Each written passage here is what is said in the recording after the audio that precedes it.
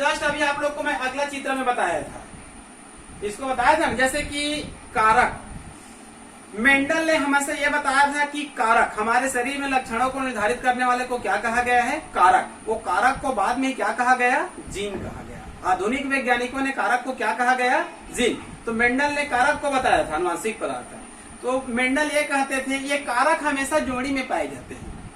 कारक किसमें पाए जाते हैं, हमेशा जोड़ी में, वो अलग अलग नहीं पाए जाते हैं। ठीक है, लेकिन गेमेट के निर्माण के समय कारकों की जोड़ी क्या हो जाती है, टूट जाती है और अलग अलग जाती है। एक उदाहरण, जैसे कि मेंडल ने कहा था कारक हमेशा जोड़ी में पाई जाती है। ये दोनों बड़ा टी लिखा हो ना, ये जोड़ी है कि नहीं है। ये दोनों छोटा टी लिखा हो ना, ये जोड़ी है कि नहीं है। तो हमेशा इस रूप में पाए जाएंगे, जोड़ी में। लेकिन जब गेमेट का निर्माण होना है तो देखो सिंगल टी को लिख दिया, ये गेमेट है। इसमें से कहना चाहिए सिंगल टी को लिख दिया, तो अलग हुआ कि नहीं हुआ। तो दोनों कब अलग होते हैं, गेमेट के निर्माण के समय, मतलब एक पीढ़ी से दूसरे पीढ़ी में जाने के समय। इसका मानव उदाहरण ले लेते हैं, जैसे पिताजी, उसमें क्रोमोसोम की संख्या कितनी है, 46। माता में कितने क्रोमोसोम की संख्या, 46। लेकिन जब गेमेट बनना है, स्पर्म बनना है, इसमें ओहम बनना है, तो एक साथ 46 नहीं आती है। कितनी आती है, 23। इसमें कितनी आती है, 23। तो जो गुणसूत्र की जोड़ी होती है वो क्या हो जाती है, टूट जाती है। और यहाँ आकर अगली पीढ़ी में आकर पुनः क्या हो जाती है, डबल हो जाती है। ये भी बहुत महत्वपूर्ण है, क्योंकि अगली पीढ़ी में डबल होना अति आवश्यक है। क्लियर। और एक प्रमाण बताया गया है डीएनए का जो रेप्लिकेशन होता है, ये कहना चाहिए इंटरफेज अवस्था के एस फेज में होती है। इसको मैं बाद में बताऊंगा। इसी के बाद 7वें चैप्टर में डीएनए का एक बड़ा चैप्टर है, डीएनए और आरएनए का एक बड़ा चैप्टर है, उसमें यहाँ पर उसका विस्तृत अध्ययन करेंगे। क्लियर। आगे है function of chromosome. Function of chromosome, गुणसूत्र के कार्य।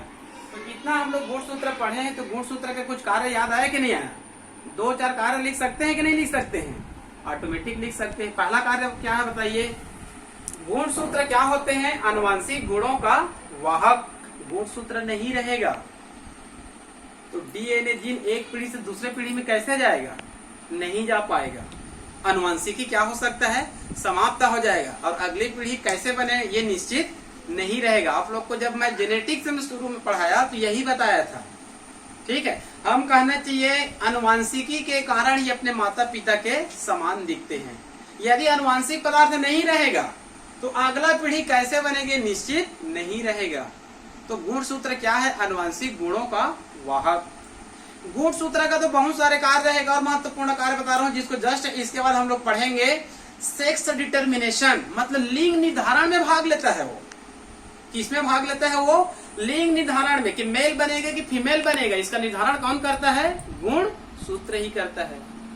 तीसरा कार्य है इसका, केंद्रक के अंदर केंद्रिका का निर्माण करता है। केंद्रक के अंदर केंद्रिका का निर्माण करता है, तीसरा कार्य है। चौथा कार्य है हमारे शरीर में जो लक्षण दिख रहा है, इसको भी ये कंट्रोल करता है। हमारे शरीर में 100 से अधिक लक्षण है, लंबाई है, हाइट है, ऊंचाई है, मोटाई है, कलर है, बहुत सारे लक्षण है।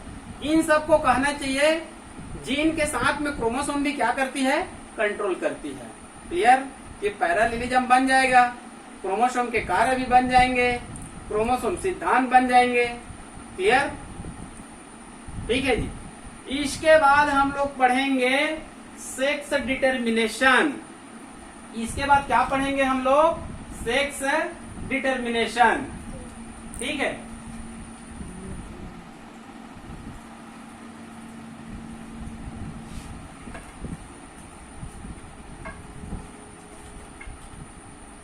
यहां पर मैं लिख दिया हूं सेक्स डिटर्मिनेशन। हिंदी में कहते हैं इसको लिंग निर्धारण।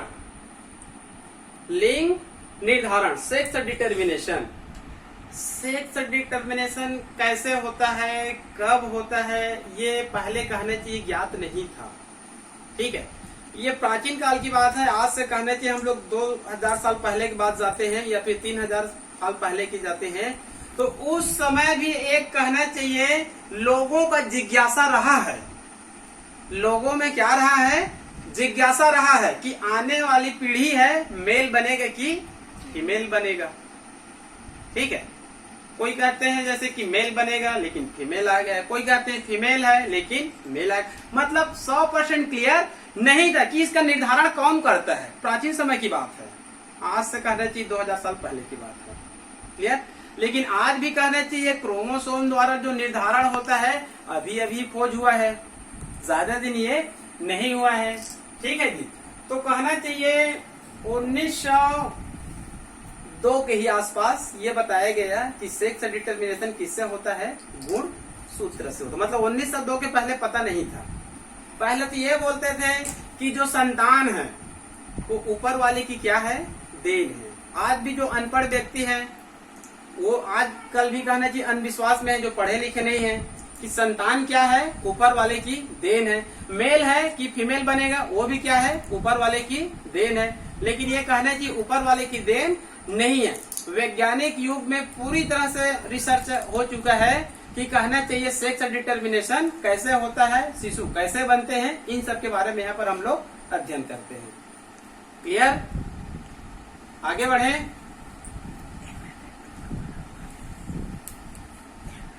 पहला, आगे बढ़े कि नहीं बढ़े? ठीक है, देखिए सेक्स डिटर्मिनेशन का वैसे तो कई सिद्धांत दिया गया है, तो यहाँ पर हम लोग 3 सिद्धांत पढ़ते हैं। कितना सिद्धांत पढ़ते हैं? 3। ठीक है, नीट के पुस्तकों में 5-6 सिद्धांत दिया गया है, लेकिन 12वीं के पाठ्यक्रम में संभवतः 3 दिए गए हैं। क्लियर? तो देखते हैं यहाँ पर सेक्स डिटर्मिनेशन का आधार क्या है। सेक्स डिटर्मिनेशन का आधार क्या है? तो 3 आधार है। पहला क्या लिखा हूं मैं? नॉन जेनेटिक, मतलब इन्वायरमेंटल, मतलब इसके अनुसार लिंग निर्धारण कौन करेगा? इन्वायरमेंट, मतलब वातावरण करेगा। ठीक है, और इसके अनुसार लिंग निर्धारण किससे होगा? Genic sex determination. जेनिक मतलब जीन, जेनिक मतलब जीन। तो इसके अनुसार लिंग का निर्धारण किससे होगा? जीन से। और ये जीन से है तो जीन बोल दिए, ये जीन से नहीं होता है तो इसको हम लोग क्या बोलेंगे? Non genetic. क्या कहेंगे? Non genetic. और इसका दूसरा नाम क्या दे सकते हैं? इन्वायरमेंटल, वातावरण। क्लियर? और तीसरा सिद्धांत सबसे महत्वपूर्ण है, क्रोमोसोम सेक्स डिटर्मिनेशन। तीसरा सिद्धांत सबसे महत्वपूर्ण है, क्या है? क्रोमोसोम। क्लियर?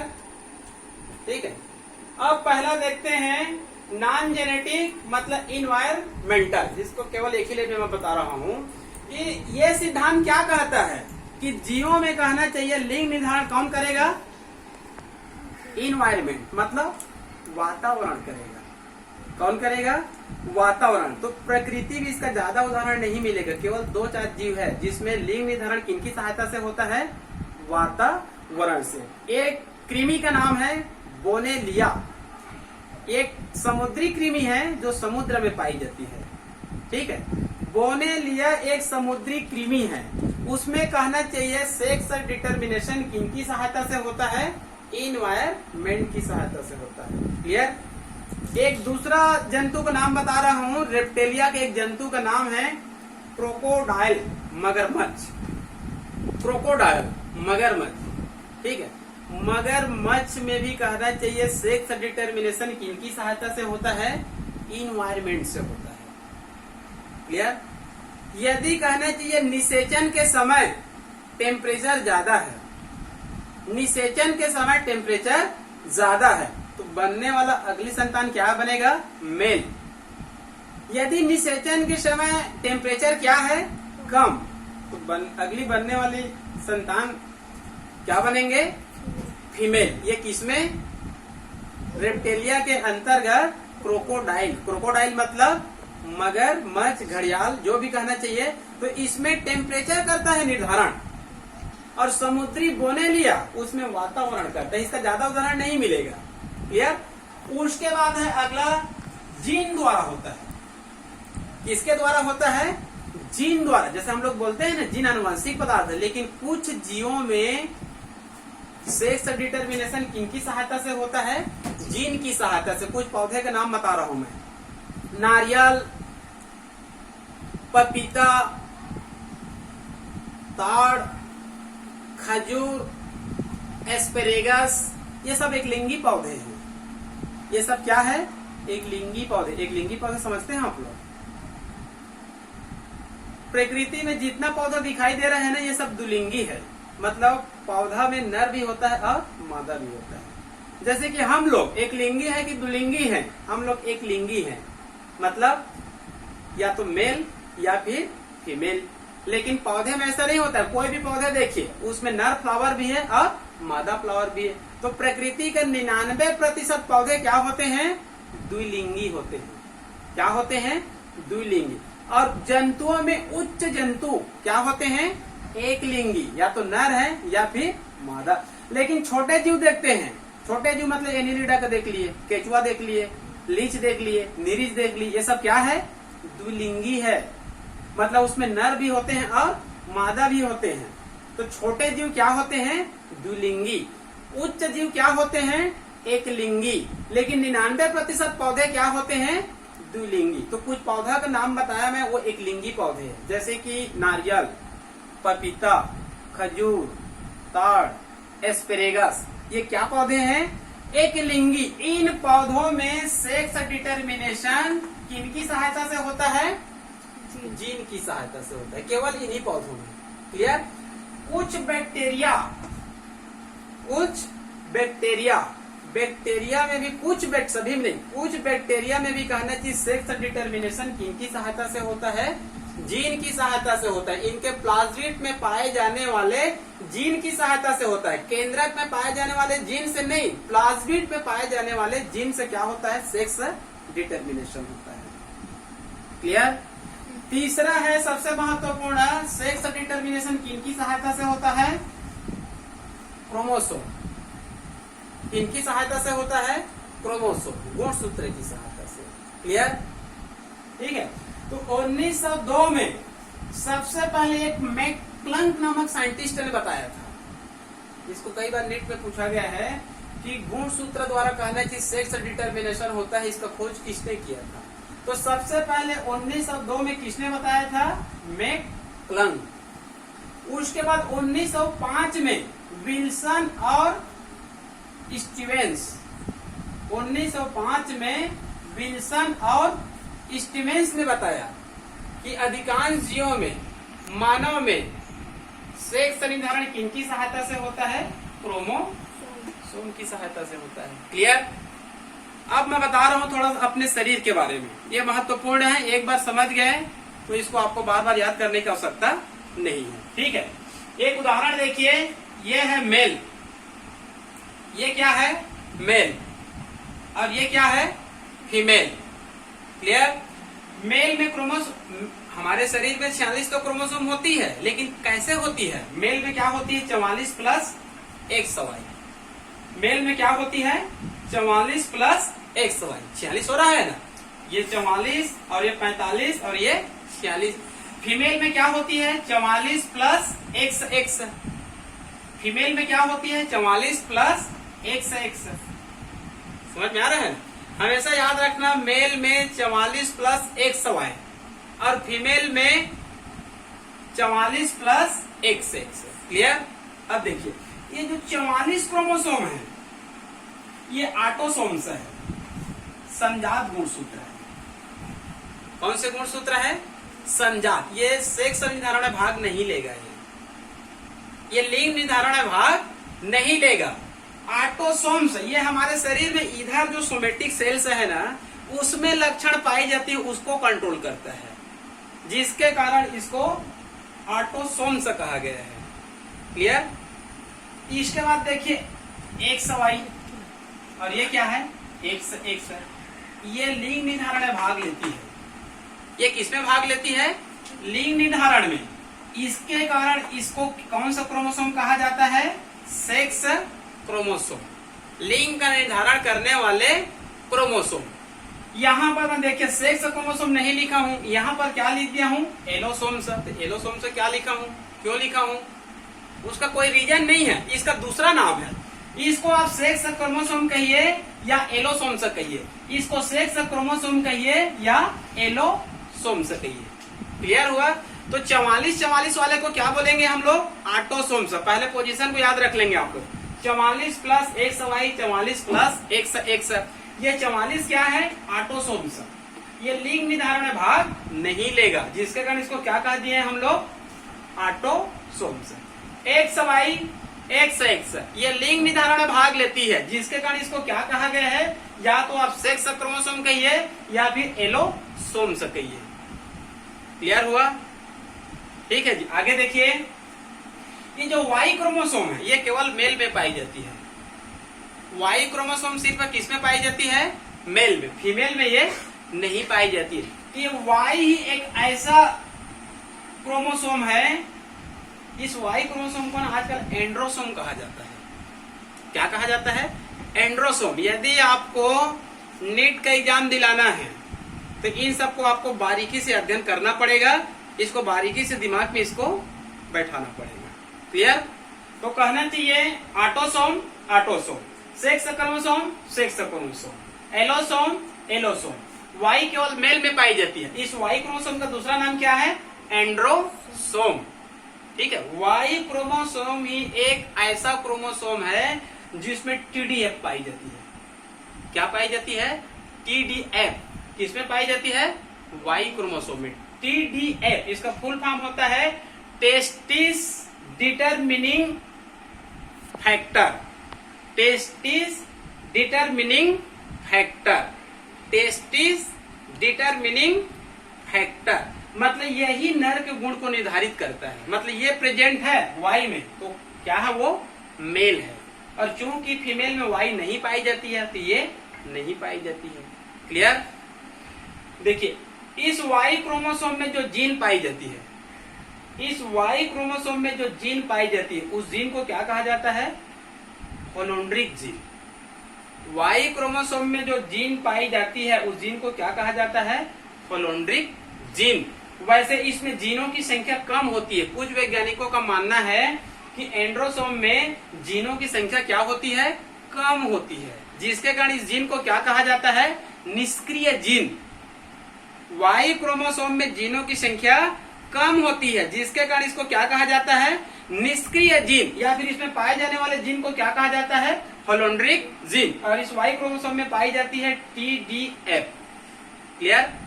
और ये Y क्रोमोसोम हाइपर ट्राइकोसिस के लिए भी जिम्मेदार है। हाइपर पूरा नाम नहीं लिखा हूं, याद रखेंगे। Y क्रोमोसोम किसके लिए जिम्मेदार होती है? Hyper trichosis. हाइपर ट्राइकोसिस क्या है? कोई बता सकते हैं? हाइपर ट्राइकोसिस मतलब होता है, जो आप लोग देखे होंगे, कोई पुरुष होते हैं उनके कान में बाल पाए जाते हैं। कोई पुरुष होते हैं उनके कान में क्या पाए जाते हैं? लंबे लंबे बाल पाए जाते हैं। ज्यादा नहीं होते हैं, 8, 10, 15, 20 ही होते हैं। उसी को क्या कहा जाता है? ट्राइकोसिस। ठीक है। हर पुरुष में नहीं पाई जाती है, कुछ में पाई जाती। जिसमें पाई जाती है उसको क्या कहेंगे? Hyper trichosis. अब ये एक पीढ़ी से दूसरे पीढ़ी में Y क्रोमोसोम से जाती है। जैसे देखेंगे किसी के पिता में हुआ है ना, तो उसके पुत्र में भी बाल आते हैं बाद में। तो उसके पुत्र में कहां से आए? क्योंकि ये Y क्रोमोसोम पिता से किसमें गया है? पुत्र में। तो आप लोग बता सकते हैं, मान लो पिताजी में थे, अब कहना चाहिए वो पुत्री में जाती है कि नहीं जाती है? पुत्री में नहीं जाती है, क्योंकि Y क्रोमोसोम गया तो बनने वाला चाइल्ड क्या था? मेल था। ठीक है। तो हाइपर ट्राइकोसिस पिता पुत्र, पिता पुत्र, पिता पुत्र, पिता पुत्री में नहीं जाती है। तो हाइपर ट्राइकोसिस के लिए क्या जिम्मेदार है? Y chromosome. इसको भी एक बार कहना चाहिए, पूछा गया था कंपटीशन परीक्षा में। तो इतना समझ में आया कि नहीं आया क्रोमोसोम के बारे में? मानव में समझ में आया कि नहीं आया? ये है मेल, ये है female. 44 plus XY, 44 plus XXY, 44 को बोलेंगे हम लोग ऑटोसोम, XY को बोलेंगे सेक्स क्रोमोसोम। ये भी है सेक्स क्रोमोसोम, इसका दूसरा नाम है एलोसोम, इसका भी दूसरा नाम है एलोसोम। Y क्रोमोसोम मतलब एंड्रोसोम। इसमें पाई जाती है होलांड्रिक जीन, इसमें पाई जाती है TDF, जिसके कारण ये नर के गुण को क्या करता है? ये व्यक्त करता है। अब आप लोग को मैं एक टेबल बता रहा हूँ कि सेक्स का निर्धारण वास्तव में कैसे होता है, उससे एकदम 100% क्लियर हो जाएंगे। उसके बाद इसको क्या कर देंगे, आज के पीरियड समाप्त कर देंगे। क्लियर?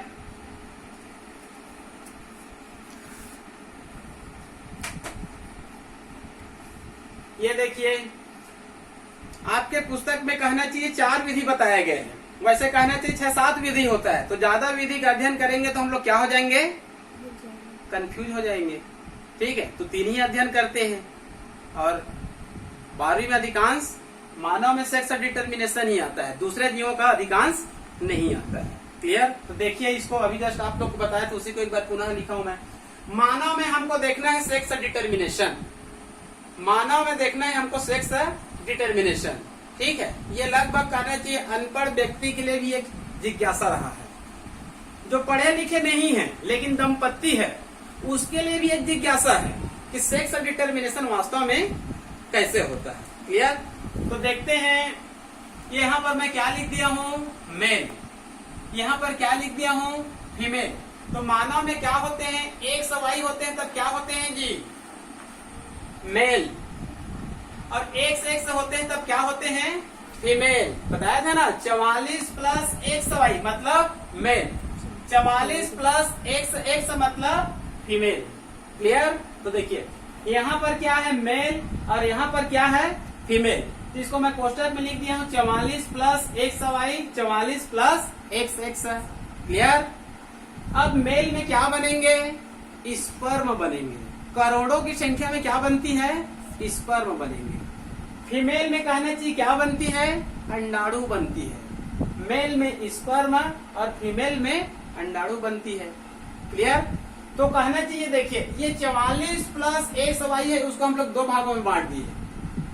कितने भागों में बांट दिए, 2, क्योंकि कहना चाहिए जो स्पर्म बनती है वो हेप्लाइट सेल से है।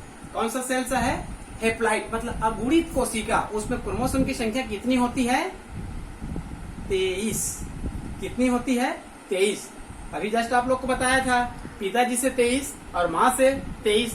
तो देखिए मेल में करोड़ों की संख्या में स्पर्म बनते हैं।